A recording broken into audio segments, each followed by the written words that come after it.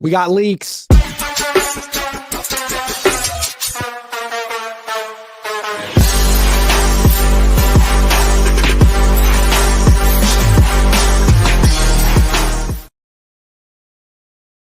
What's up? Welcome to Connor's Corner. That's Conor Wayland. I'm Grant Cohn. We both cover the 49ers on SI. News today comes from The Athletic. Diana Rossini, who was at the owners' meetings. I saw her. She was working everyone, talking to people. She's plugged in.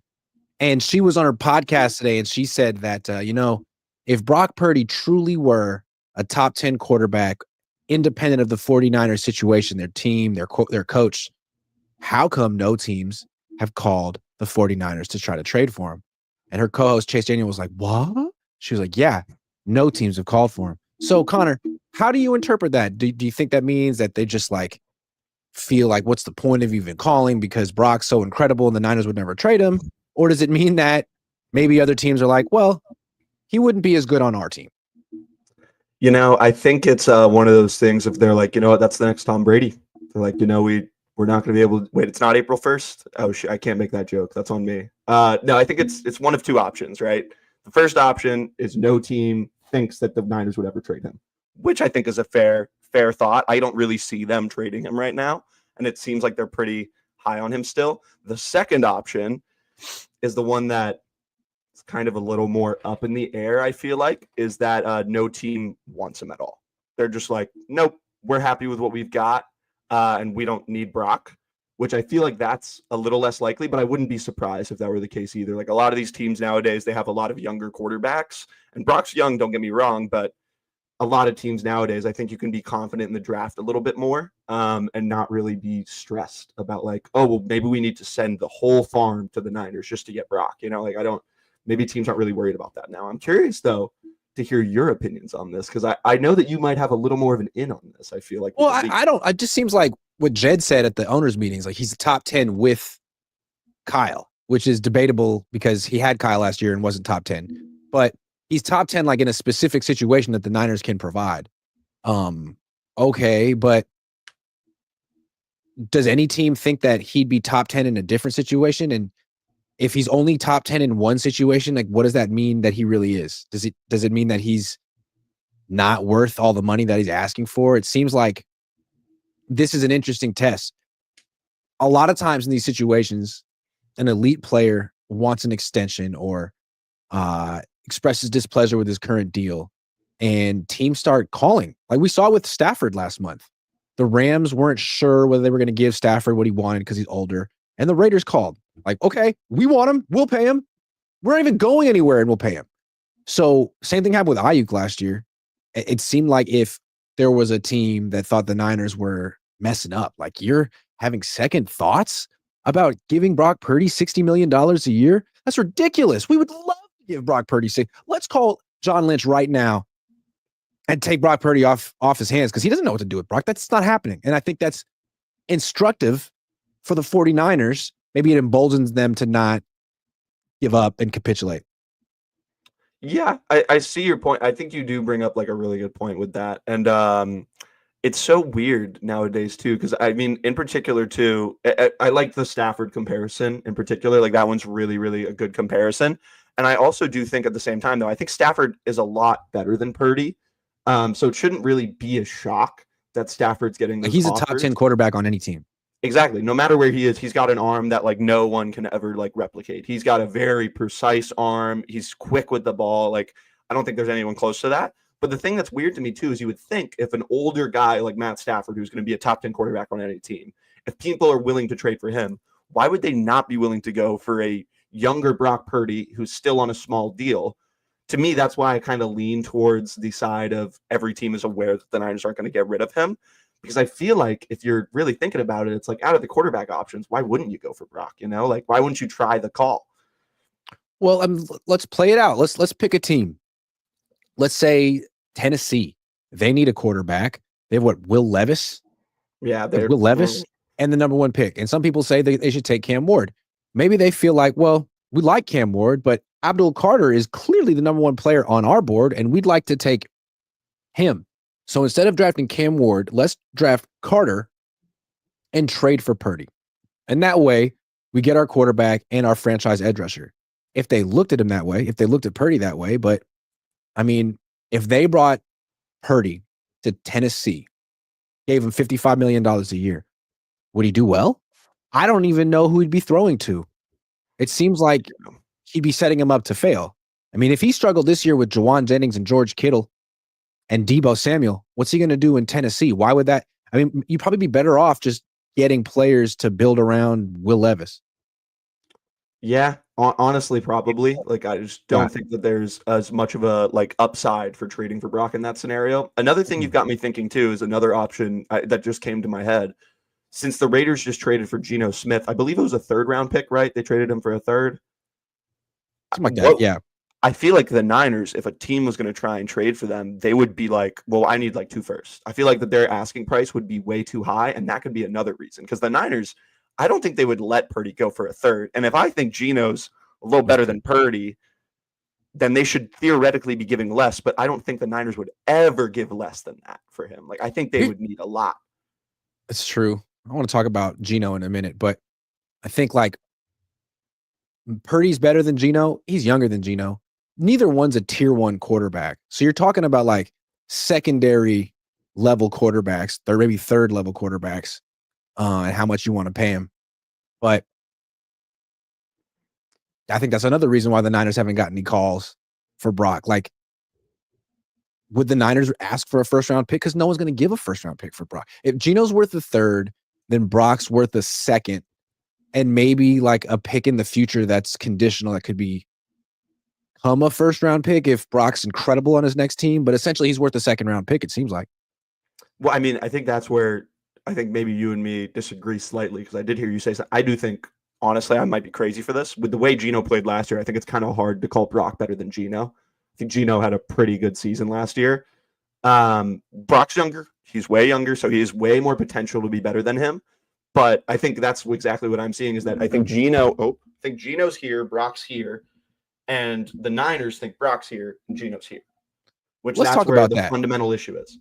Let's talk about that. What do you think the Geno extension means for Brock? Like, Geno just got 2 years, $75 million. That's $37.5 million a year.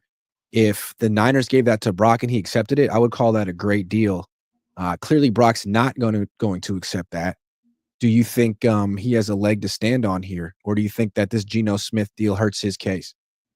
The Geno Smith deal 100% hurts his case, because that contract, if I'm remembering it right, because I was just reading about it yesterday, it's 66.6 guaranteed, could go up to 85.5 if I remember right. So At the worst, it's a $33 million year, 33 a year, 37, something like that. And at best, it's like 42. Exactly. And Purdy's asking for way higher than all of that. And especially after the season he just had, it kind of seems ridiculous to ask for more than what Geno just got. I think this is honestly, more than anything else, I think it's showing the Niners that, hey, you know what? Maybe we do wait that year. Because we were talking about that last stream we had about the whole idea of waiting and franchise tagging him and the monetary difference between that and just giving him the $50 million. And I think now they're probably leaning like, well, if that's what Geno's getting, man, like, I get it. A lot of these top quarterbacks are getting the crazy dollars now. But if Geno's getting that, Brock can wait another year and prove it to us. And if he really proves it, then we can give him more. But if he doesn't, he deserves that 33 and like nothing more. Yeah, I know most Niner fans would probably say, oh, man, Brock's so much better than Geno because he's beaten Geno so many times. But aside from being 9 years younger than Geno, like, he was on, to me, the better team last year and won fewer games. He lost to Geno last year. He was on the Niners. He played with George Kittle and Jennings and Fred Warner and Bosa, and he went 6-9 and got hurt 2 times. Geno went 10-7 and didn't get hurt. He completed 70% of his passes behind like the worst offensive line in football. I'm not saying Geno Smith is a top tier quarterback, but if he's a 2nd tier quarterback, you could argue he's in the same freaking tier as Brock Purdy. The only difference is Geno knows who he is. Geno isn't holding out for $60 million a year while Brock Purdy might be. And to me, the bigger thing is Geno doesn't need some coach that's going to make him good. Geno just is good, and he can show his talents. And I see some guy over there being like, oh, how can Geno possibly be better than Brock? Look at Geno's numbers last year. Like, if we're just going to be honest, I get it. Oh, maybe he doesn't look the best. But if you look at Geno's numbers, he was performing like a very, very good quarterback. Maybe he's not in that A tier you're talking about, but he's definitely one of the better quarterbacks in that second tier. Like, he's up there. The way I think about Geno is like he's not an elite quarterback, but he has a very good arm and he's accurate, very accurate. So on Seattle, a team that has no offensive line and no real like offensive creativity or like a scheme that's they haven't had a good scheme in Seattle offensively ever since I've been covering football. He did all right considering that. If you put him in Detroit last year with Ben Johnson and all those playmakers and took Jared Goff out, they might have been better. Whereas I don't know that Brock Purdy necessarily makes a machine like that better because his scrambling is nice when things go wrong. But when things are going right, he doesn't necessarily have the arm that Geno and Goff do to just dice you up anywhere. Deep, intermediate, outside the like. He throws a nice intermediate pass, Brock. He's not just a dink and dunker, but he doesn't throw outside the numbers very much, and he doesn't throw deep very much. Sorry. He's a scrambling Jimmy. Yeah. He's a scrambling Jimmy. Yeah, that's actually, I've never heard that before. Actually, a scrambling Jimmy is actually kind of funny. Yeah, he's Jimmy with quick twitch muscles. Yeah. And but that's about it. Yeah, you're not far off. Like, and I think the big difference, hey, you had to say it. And to me, the big thing I'm seeing here too is coming from you. If I remember, if my memory serves me right, I remember you on Twitter last year hating on Geno Smith. Hating. I was, but I feel like you sometimes you need to do the little thought experiment of try to picture this quarterback on another team. Because with Brock, I think that's what the Niners are trying to do. Like, what is your value independent of us? What are we paying for? Are we paying for ourselves, for the infrastructure we provided you, or for what you bring? And it's hard. Like with Trevor Lawrence, you could be like, oh, he's all hype. He never worked out. Okay, but he's been on the Jaguars. What if he were on the Niners? It's hard to know, but we'll see it with Geno right now. Although now he's got Chip Kelly. Like, what are we really expecting with that one? Yeah, that part makes me want to cry inside. I'll be so honest. Like that kind of hurts me. You know what's so funny too? My dad the other day, he was like, Connor, aren't you excited? Chip Kelly's he's on the Raiders. Isn't that going to be great? And I was like, Dad, do you remember what Chip Kelly did the last time he was in the league? Like, it was not good. It was very much not good at all. Like, I'm not excited about that. But back to my little Geno Smith point. To me, a big thing I'm seeing here is when you, the guy that was, no offense, hating on Geno, and then listed a little apology because you're like, if he wins, I'm gonna apologize. He won. Even if you're able to compare Brock Purdy to Geno, I think that says everything. Like, that just shows everything you need to say right there, because Geno's clearly a good quarterback now. Like, and nobody can doubt that. True. God, would he survive on the Niners behind their offensive line? Well, I mean, he was on a worse offensive line. He had a worse offensive line in Seattle. I do like a quarterback with mobility like Brock, but I also like a quarterback with an arm like Geno and Jared Goff. And I think certain teams, certain situations would just benefit more from a Jared Goff, Geno Smith type. The Lions don't need a quarterback like Brock Purdy running around. They don't. No. They need a guy getting the ball down the field when the guy's open, because the offensive line is great. Yeah, it's in today's offensive game too, where like these large passes are like super high value now. When you have a guy that can't throw in the numbers and has a weak arm, it does hurt your offense a lot. Now, to be honest, the Niners don't really have like a deep threat like that. They only really have Ayuk. He's kind of the only deep threat. But even his 40-time numbers, like, he's not the fastest. He can just jump and get over people. But that hurt. Oh, no. I knew this was going to happen again. The Connor Hensley. I knew it. I might as well just. You put that out there on Twitter, and Ryan's like, "Who's your mom?" Yeah. I was like, I maybe have to watch out. Like, he might be my dad for all I know. Like, maybe my dad's not my dad. He has got an interesting past. Dave Sims says Patriot Builders of Montana says G always grinding. We all know Brock sucks. I'm not saying he sucks. I don't think he sucks, but I don't think he's as good as he seems. And my question, okay, so here's the thing. Jed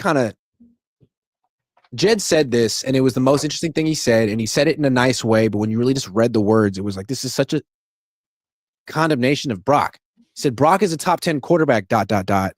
pause, when combined with Kyle Shanahan and the things we have around here. So that means he's not a top 10 quarterback. He's only a top 10 quarterback within a very specific situation. And he mentioned Kyle Shanahan by name, and it sounded right. But then I couldn't help but remember that Kyle and Brock went 6-11 last year together. They did that. It was a joint project. So maybe it is Kyle. Maybe Kyle had a bad year. Who boosts Purdy the most? Is it the quarterback? Is it the head coach? Or is it Christian McCaffrey, the running back? Or is it both of them? Before I answer that question, I do want to get into one thing first. What a crazy quote from Jed York. What a crazy quote. Who in their right mind says that their quarterback is only good because of the head coach? And then also on top of that, saying that right after they go 6-11. Yes.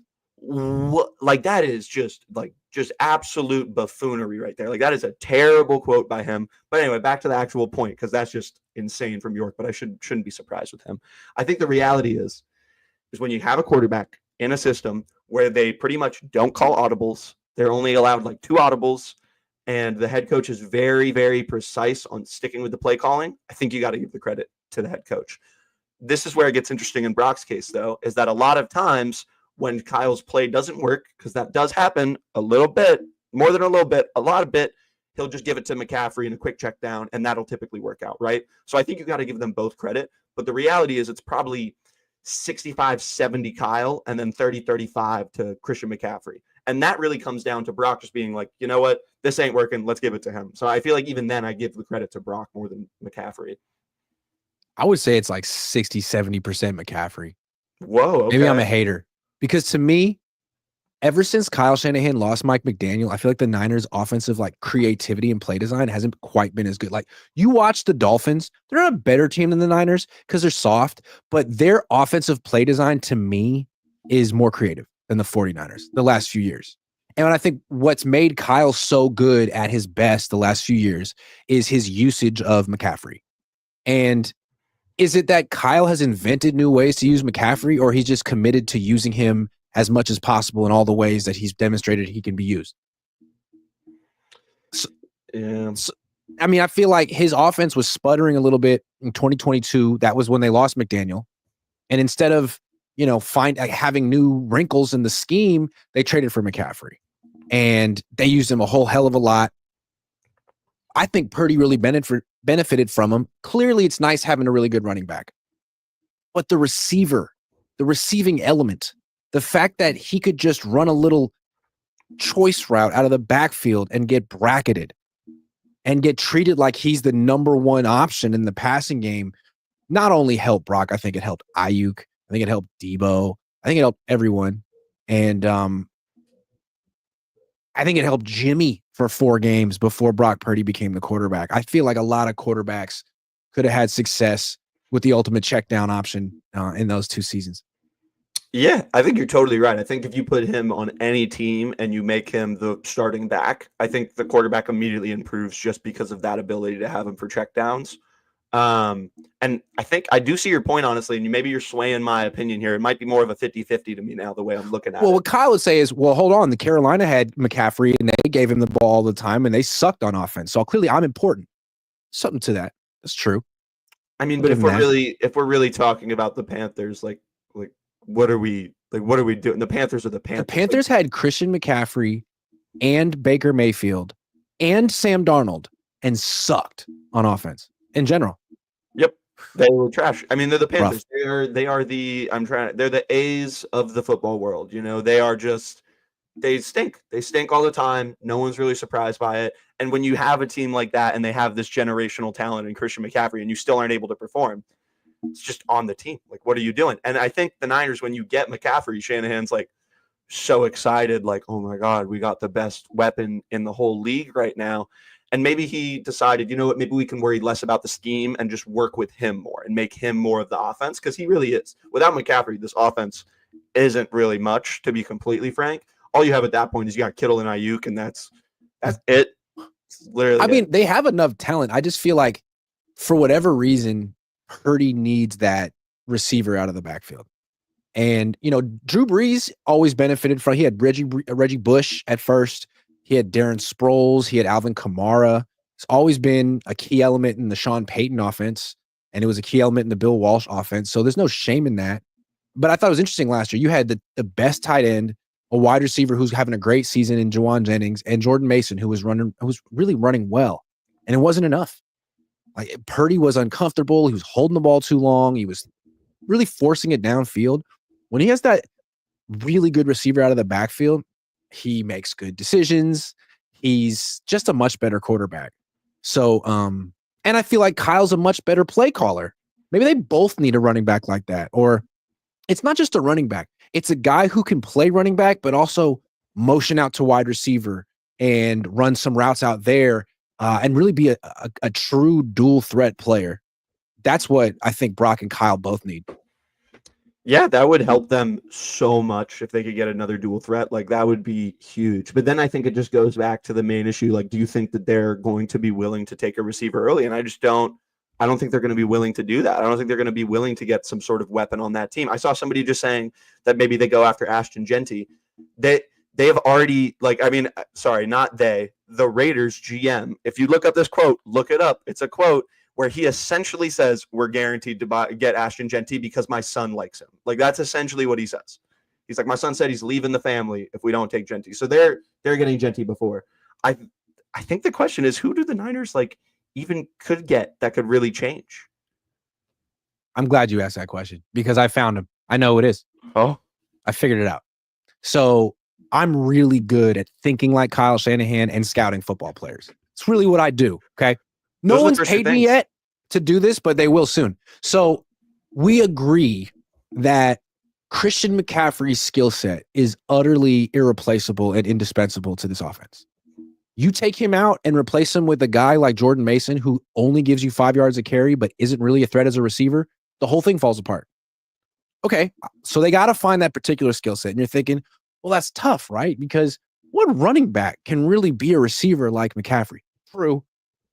Super rare to find someone like that. And it's not just someone who can catch a pass. It's someone who's like 5'11", who can actually motion out to wide receiver and run some of those routes and have to be honored like that. That's what makes him so special. He's different than Deebo Samuel, who didn't really have a position. Christian's kind of can play two positions.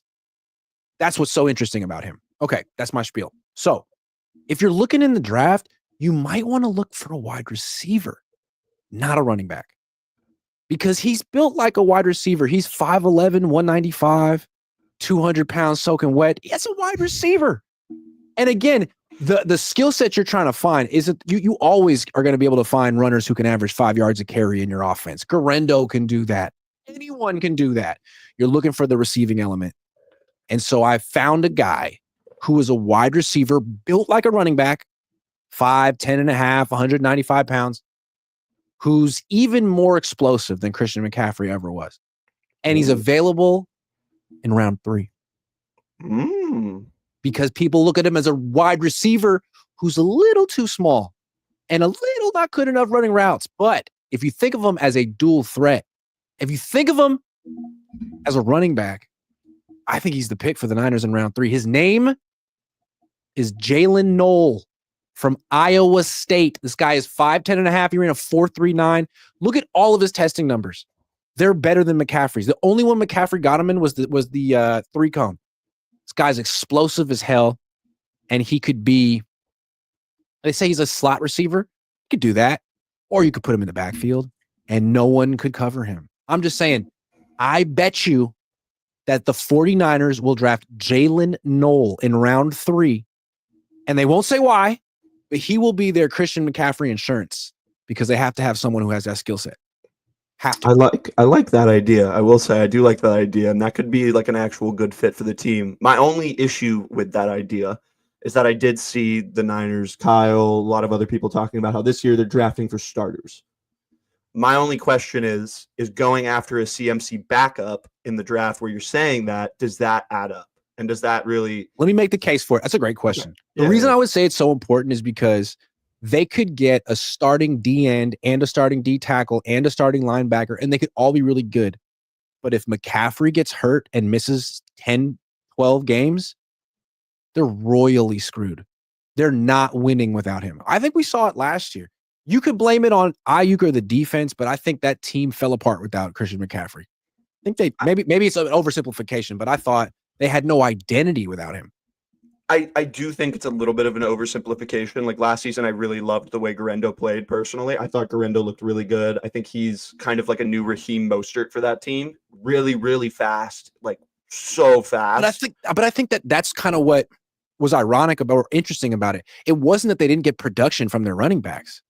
It's that for whatever reason, Purdy wasn't as efficient without him. The red zone offense fell apart without him. Like it seemed like it brought out the worst in Kyle and Brock in particular, not having Christian there. It didn't. I mean, Jordan Mason stepped up, Garendo stepped up, and it wasn't enough. It wasn't nearly enough. Yeah, those red zone numbers last season were some of the worst possible by that team. They were incredibly bad. And having McCaffrey, who we remember before had like how many straight games touchdowns? I don't even remember the exact number, but it was way too many. It was so many straight games where he was scoring. Ender says, was Jalen Hurd that great preseason wide receiver running back that never played a snap? Kyle's first attempt at getting a CM. Yes. 3rd round. I'm telling you. Jalen Noel, round 3. He's going to be a running back for the 49ers. They're going to draft him to play a new position. I wouldn't be shocked. I just wouldn't be shocked if they did it. It would make sense. I would just be confused why you say that quote of we're drafting starters and then do that. Like that's the only thing. And they're just going to make themselves look worse if they do that. I feel like even if he's really good, I just think it's a bad look for them if they do that. Yeah. Well, they have 2 3rd-round picks. Maybe they take him with the 2nd, 3rd round pick. Although I don't know if he'll be there at 100 or 97, whatever it is. Right. But this is my prediction. I mean, like they can always get running backs. They can get a guy as an undrafted free agent who could go for 1,000 yards as a rookie. No problem. But they have not been able to find difference maker receivers out of the backfield like McCaffrey. And I don't know. It seems to have become their cheat code, their key to success. Especially if Brock's going to be their quarterback long term. I don't know. Yeah, it's an interesting thing too, especially because if McCaffrey looks way worse now after his injuries and stuff like that, then the pick makes way more sense. Like then I can back it more. I still think there's too many holes on this team for them to be like, okay, well, we really have to go for this guy, unless, like you're saying, he's that damn good. If he's that damn good, then go for it. But one of the nice things about him too, big time special teams player, kick returner, punt returner. And it seems like they're changing the kickoff rule again. You get to start at the 35 now. I think they're really trying to encourage teams to return the kickoff. And the Niners don't have a kickoff returner. Look, I guess what I'm saying is I'm not saying that this is going to be the right pick, Jalen Noel. I'm just saying it's going to be the pick. It's going to happen. You're just saying it's the Niners like type this is what's going to happen. Which it is. Yes, I figured it out. I channeled Kyle Shanahan's brain. You ever seen that movie, Being John Malkovich? You haven't seen this movie. No, you're a little too young. Okay, it's about this guy is John Cusack, and he's at work, and he like goes into this small little crawl space, and you walk in, and then all of a sudden you get to be John Malkovich for about 15 minutes. Have you heard of John Malkovich?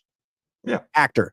Yeah, okay, so you're in his you see what he sees, and then all of a sudden after 15 minutes you get dumped out on the side of the New Jersey Turnpike, and then he tells people about it, and people start anyway.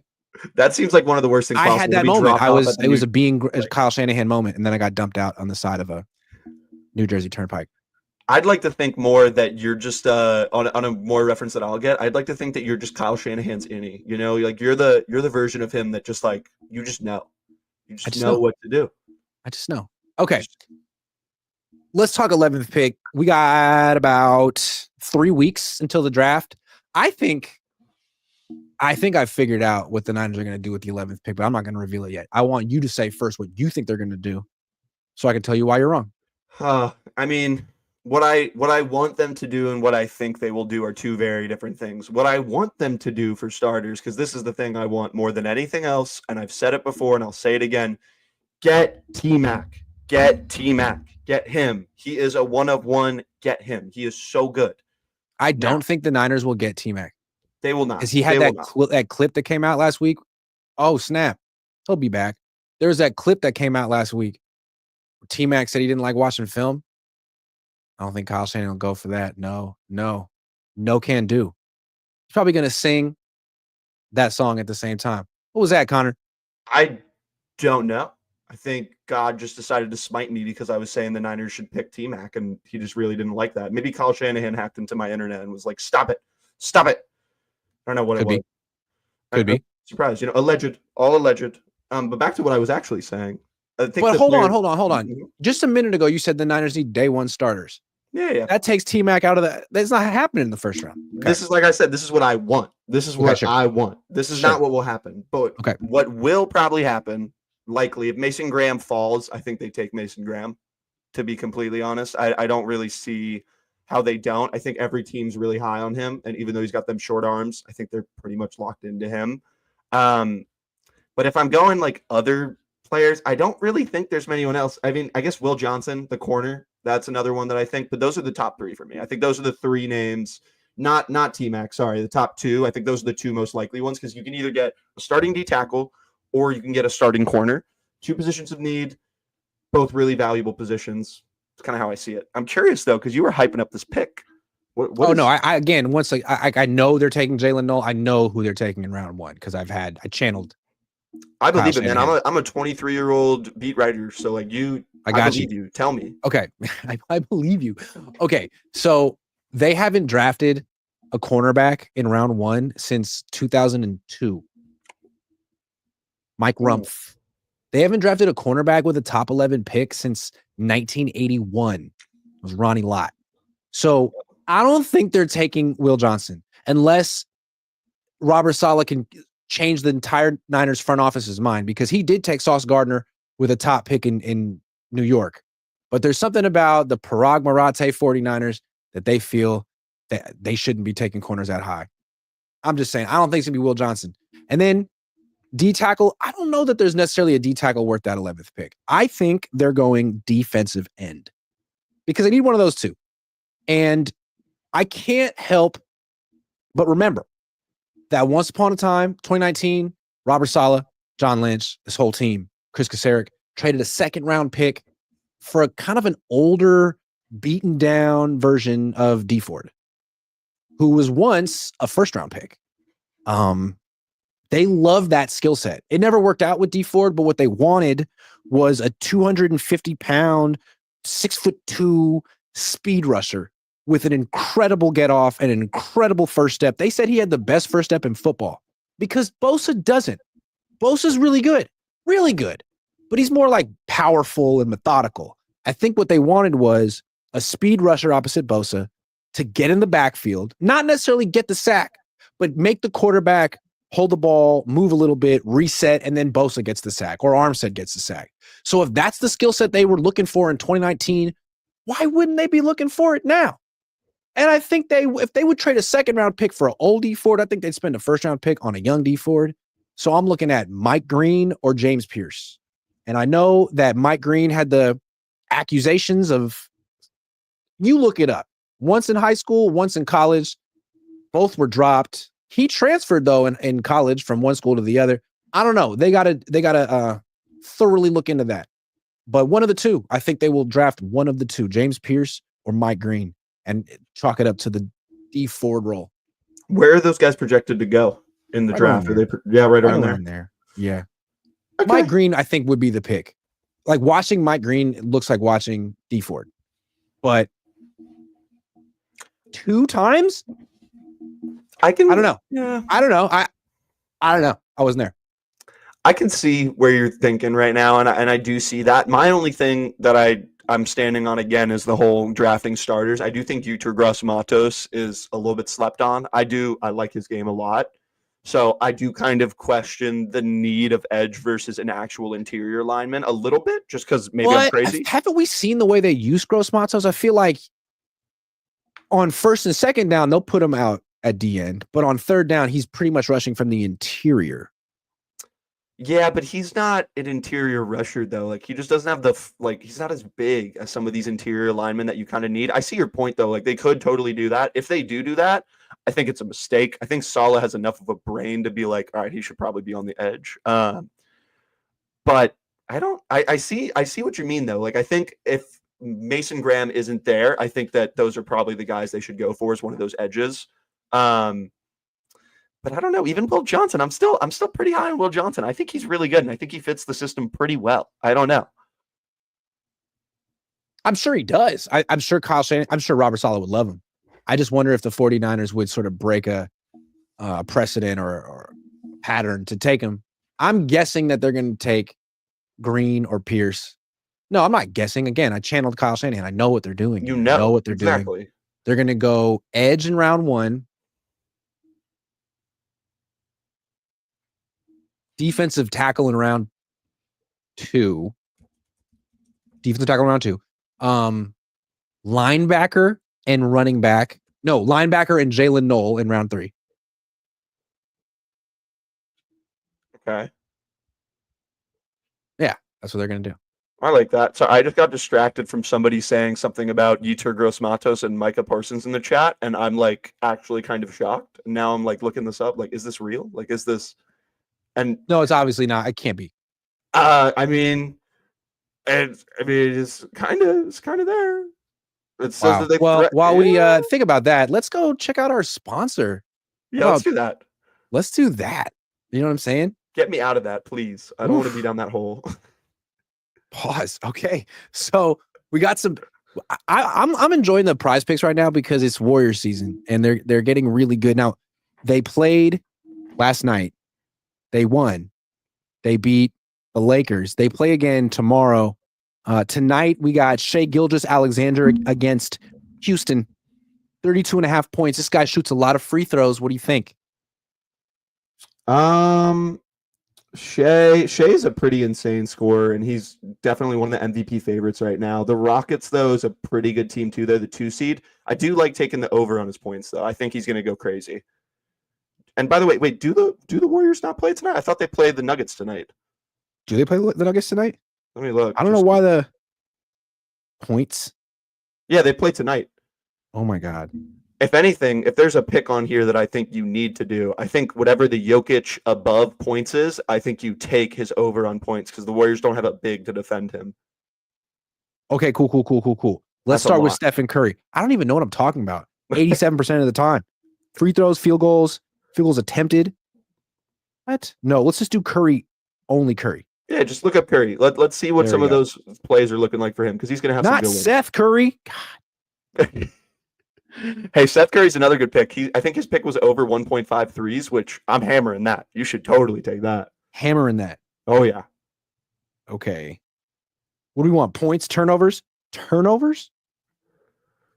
Yeah, give me Curry over 2 turnovers. Give me that. 2.5. Yeah. I still like it. I love Curry, but I think that the Nuggets, their defense is just like pretty strong, man. And I feel like he's going to get doubled in a pocket and he'll lose the ball. Okay. Jimmy Butler. We got Jimmy for. If he's got a free throws made, take the over on the free throws made. He 5 is a free throws made. Take that over. He had 12 a couple of. Okay. Yeah, there's a few low ones in there too, but if he is on, he's getting to the free throw line so many times. All right, Jokic. Let's see. Whatever Jokic points is. 29.5. Yeah, I'm taking that over. Fresh off a 61 pointer too. Come on. How did I? Wow. Okay, more. How about Draymond? Oh, I like this. I like getting a Draymond pick in there. 5.5 assists.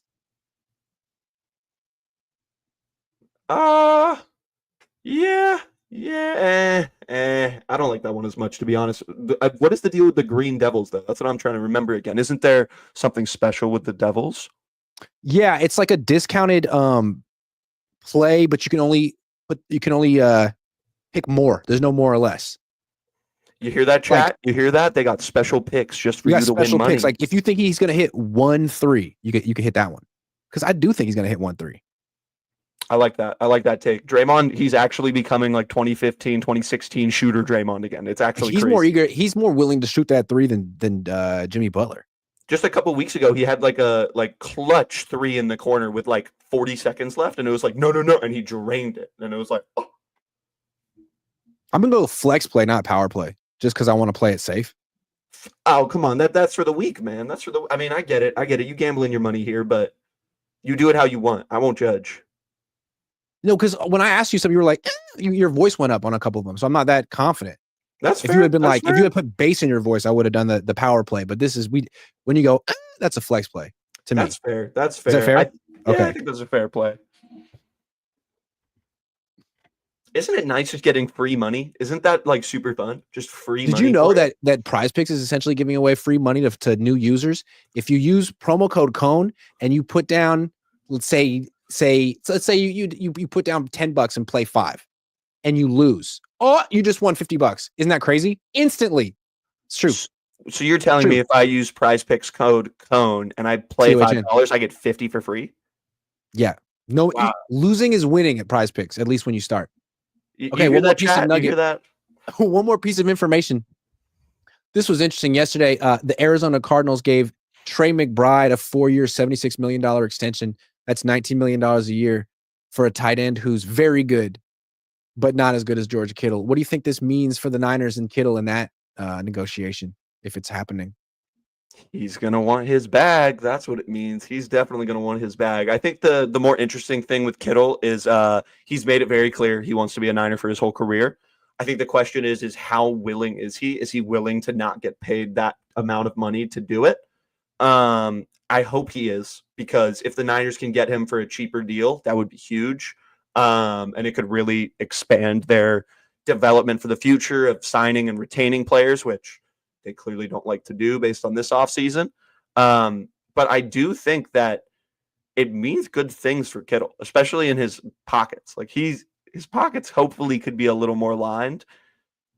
Trey McBride is like so young though, so I don't know if that really plays a big aspect into that contract too, because he's not. He's very young and he's really good. What I don't understand is why the Arizona Cardinals could extend Trey McBride in early April, and the Niners never can extend anyone in early April. Like, we asked Jed the other day, and he was like, well, you can't force these guys to sign. They got to sign when they're ready. They're ready when you make them a good offer, dude. What are you talking? And you always make them the good offer eventually. Yeah. But Arizona got it done in April. The Buffalo Bills extended Josh Allen in like February. What are you waiting for? And how does this ever work out for you? I think this offseason has kind of shown us a little more of what the Niners front office is kind of like when it comes to contract extensions and signing free agents. With everything I've seen this offseason, from the cutting and re-signing of Juszczyk, from the trying to get Greenlaw after he had already talked to Broncos, and everything in between, I feel like this is the type of team that really likes to play hardball. And they really like to say, hey, listen, I'm not offering you a penny more. And then when you find a deal with a penny more, they're like, wait. I think that's the type of team that they are. And I think that in today's league, where it's very much player empowerment, if you're not going to be looking out for players in a certain way and maybe trying to lowball them and undercut them, I think you're just screwing yourself over. And I think that players are starting to see that. And it doesn't look good for them, to be completely honest. You know, it's interesting. Like, they like to slow play their negotiations, and it's debatable whether that's effective. But in this case, it looks like it's not. You wanted to take your time with George Kittle. You could have done this in January. Now his price just went up. But at quarterback, I feel like it's in the right approach. The longer they wait with Brock, I think the more apparent it becomes that the quarterback market has changed and teams are much more reluctant to give tier 1 money to tier 2 quarterbacks. Is that a fair way to put it? I mean, I'm not trying to downgrade Brock, but he's not a tier 1. He's not a tier 1 quarterback. And I think his agent's argument is, well, neither's Tua, neither's Dak, neither's Love, neither's Trevor. Like, and that's true. But those guys got extensions last year or the year before. And this year, quarterback after quarterback is signing something in that like Baker Mayfield range at best. And to me, is Brock a better quarterback than Baker Mayfield? It's a question mark, but I think you are right that if you do this to a quarterback, especially where Brock's at right now in his current NFL career, it's the perfect time to be taking your time with that. But I think we've been shown it in the past when it came to Ayuk's holdout, when it came to Bosa's holdout. Like, every time they try this hardball tactic on a player that is not a quarterback, it does not go well. It never does. And they continue to ride that wave for some reason. I will never be able to know why, but they want to ride that wave and nothing's changing them. The Brock part, though, thank God. Thank God this is happening right now, because if they, like earlier on last season when Brock was saying, I want 60, if they had just done that extension, imagine how bad it would be right now. We would be talking about so much more, and it would all be about Brock Purdy because it would be. If the Niners had given Brock Purdy like $60 million in the first day that the season ended, just be like, we want to get out in front of this because we know the quarterback market's only going to go up. And then you wait and you're like, oh, snap. The Seahawks got a really good deal at quarterback. The Raiders got a really good deal at quarterback. Aaron Rodgers can't get anyone to pay him big money. I mean, those contracts just aren't out there this year. It seems like, it just like buying a quarterback or like signing a quarterback is almost like real estate prices in Oakland. It's like, oh, there's been a lot of bipping in the last couple of years. Oh, prices went down. Prices went down. Oh, I like the comparison. You know what I mean? I'm just saying. Hey, you're not wrong. You're not wrong. The market's shifted. All of a sudden, people are like, I don't want to get my car bipped 7 times in a year. Maybe I'm not spending all this money for this quarterback. It's not the best analogy, but you know what I'm talking about. Yeah. Oh, I totally get what you're getting at. By the way, now I'm just curious. Have you been bipped? Has your car been bipped yet in Oakland? Yes. But it was my fault. And I feel like we always say that, right? It's like, well, yeah. I had my laptop in the back seat. Now it wasn't like just out. It was in a, I feel stupid even saying it. Now, in my defense, I literally went inside for 2 minutes. I was like, nah, it'll be fine. I'm just going to run in and get this sandwich and come out. And I came out and there was this lady being like, you're like, lady, why are you crying? I'm the one that lost my laptop. Like, yeah, like how come you didn't stop him? It's like this 80-year-old grandma. You're like, you didn't use the cane. You should have beat him up. Why didn't you do anything about that, huh? I will say, I feel like I'm so lucky because I'm a bip virgin still. I've not been bipped, and I'd like to think that it's because I have like a 2012 Ford Edge, and everyone's like, you know what, that guy doesn't need that. Like, he's already got enough going on in his life. We don't need to break into that car. Like, that car already sucks. He doesn't deserve that. That's true. Bippers have a conscience. They always do. See, they at least care. They're like, oh, that nice Tesla. Okay, I'll bip that one. But like this guy, he's got a 2019 or 2011 Camry. Like, I don't need to do that. That's just this guy's got a Kia Stinger. Fuck him. Marco Angeles says, should the Niners get Scatty Boo? And what do you think about him? I liked him more as like a potential fullback conversion than like an actual tailback. Really? I've heard that so many times, and I don't get it. And I get it. He's kind of short. Slow. Yeah. I don't know that you could do much with him as a receiver. I don't know. I liked him as a potential fullback down the line. I was a running back. I think his height is like one of his best assets, though, because the like power that he runs with, him being short is such a benefit because he can just murder people. Like, he can just, I don't know. I think he gives me like kind of Marshawn energy, and I love it. Because I love my boy Marshawn. Like, come on. You love Marshawn. He's not half the athlete Marshawn Lynch was when he was definitely not. But he's got the murder rate of like, let's just go head on head and let's kill him. Joseph Ernberg says, can we just drop Purdy and boot him to the curb? There's no rule against it. He says, Brock's not even top 32. Brock is a small man loser. Wow. That's a wild one. I wasn't expecting that. It was so personal. Joseph's coming for his neck. Wow, Jesus. Joseph. I don't know what that came from. Well, look. I think it's the end of the show.